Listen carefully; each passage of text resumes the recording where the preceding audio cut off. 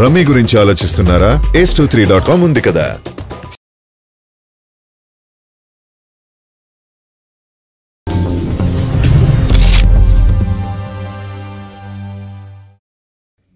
అకీరా ఎందుకు ఈ ఫిల్మ్లో డెబ్యూ చేస్తున్నారు? చాలామంది నాకు అడిగారు ఈ ఫిల్మ్లోనే ఎందుకు.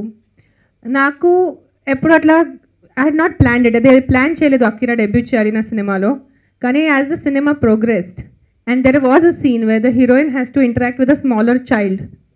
సో కొంత అబ్బాయిల్ని చూసాను, చిన్న అబ్బాయిల్ని బాగున్నాయి. ఒకరోజు కూర్చుని ఉన్నాను షూటింగ్ ముందే.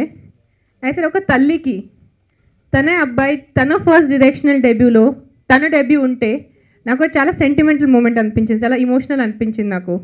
సో నా ఫ్రెండ్స్తో మాట్లాడాను, ఫ్యామిలీ మెంబర్స్తో మాట్లాడాను, అందరూ ఓకే అన్నారు. కళ్యాణ్ బాబుతో చెప్పాను, ఆయన నవ్వారు.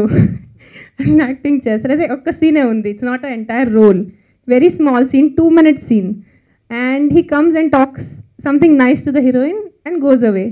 So for me it was a very emotional moment. ఒక తల్లిగా నాకు చాలా అది ఎమోషనల్ మూమెంట్ ఉంది. My son only my debut డైరెక్షన్లో డెబ్యూ చేస్తున్నానంటే. సో అలా Akira is in the film. Real life అస్సలు లేదు దీంట్లో. This is a story I had written 6-7 years ago.